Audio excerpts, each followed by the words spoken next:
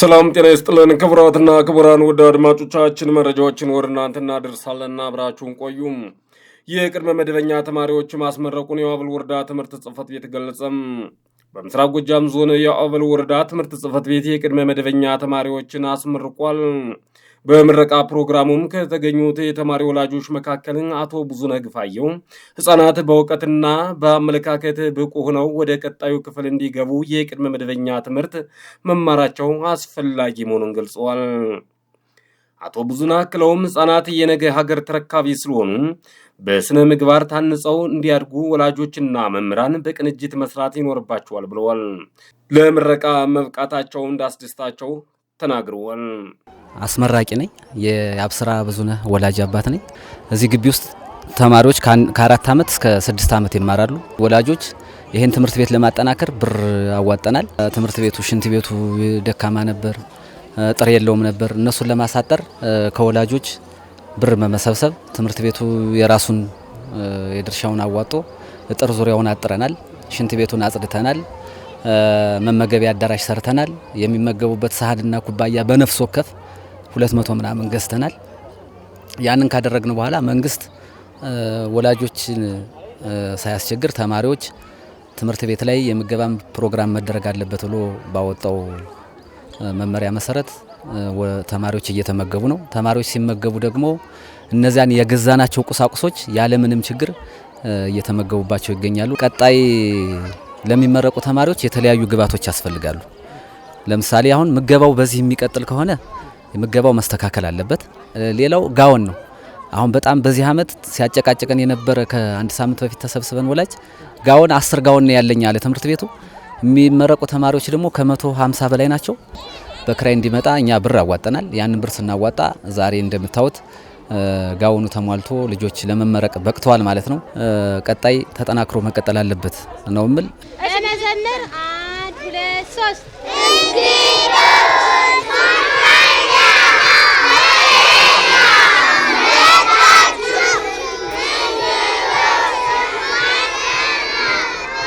የሉማሜ ቁጥር 1 ቅድመ አንደኛ ደረጃ ትምህርት ቤት ተወካይ ርዕሰ መምህር የሆኑት ወይዘሮ ነጻነት ድረስ እንዳሉትም በ2018 የትምህርት ዘመን ቅድመ አንደኛ ደረጃ ህጻናት ተማሪዎች እንደተመረቁ ገልጸዋል።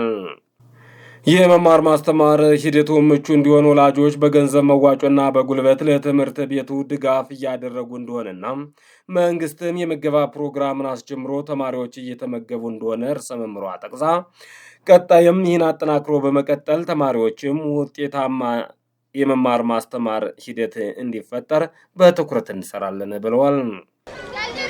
ወንድ 82 ሴት 87 በድምር 167 ተማሪ በዘንድሮ ዓመት አስመርቀናል። እዚህም የነበረን ሂደት በጣም ጠንካራና ለወላጅም ለህፃናትም ምቹ የሆነ ነበረ። ከመማር ማስተማሩ ባለፈ መንግስት የዘረጋውን የምግብ ፕሮግራም ስናካሄድ ነበር።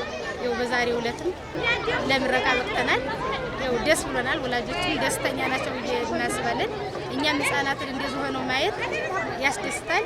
ለከርሞም ወላጆች ከዚህ ተምራችሁ ልጆችን ወደ ትምህርት ቤት እንዲልኩ በትህትና እናሳስባለሁ። አመሰግናለሁ።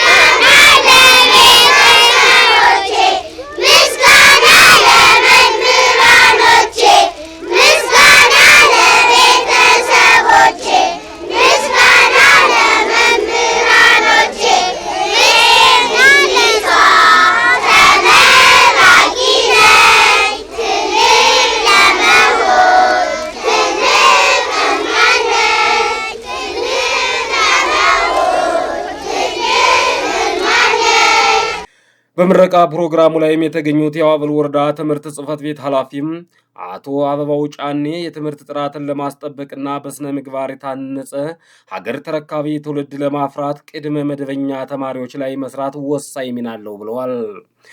እንደ አወል ወረዳ 6 ቅድመ መደበኛ ትምህርት ቤቶች መማር ማስተማር ሂደቱ በተሻለ ሁኔታ ሲማሩና ሲካሄድ መቆየቱን ጠቁመው በሁሉም ትምህርት ቤቶች 558 ተማሪዎች መመረቃቸውንም አቶ አበባው ተናግረዋል።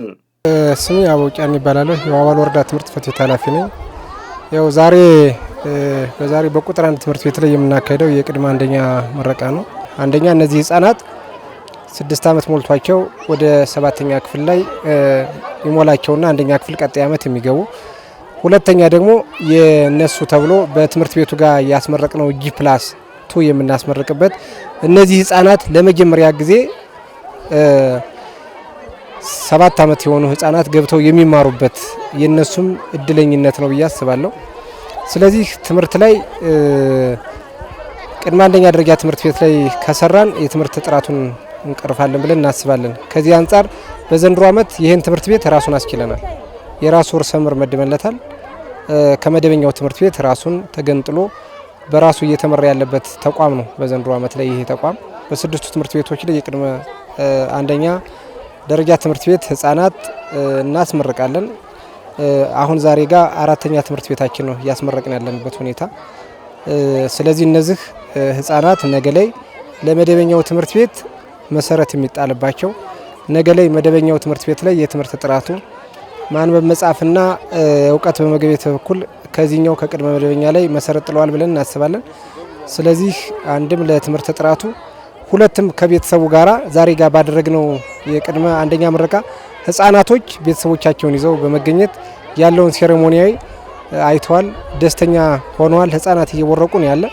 ይህ ደግሞ ለህፃናት መጀመሪያ ፈር የሚቀዱበት ነገ ላይ ደግሞ የበለጠ እስከ 2ኛ ደረጃ ዩኒቨርሲቲ ገብተው ምረቃ ምንድነው የሚለውን ዛሬ ጋር የሚያዩበት ምቹ ሁኔታ ነውና ይሄን የበለጠ አጠናክረን የምንሄድበትን አግባብ እንፈጥራለን ብለን ነው የምናስብ። ይሄ ቀጣይ ለ2019 የተጠናክሮ የሚቀጥልበትን አግባብ እንፈጥራለን ብለን ነው የምናስበው።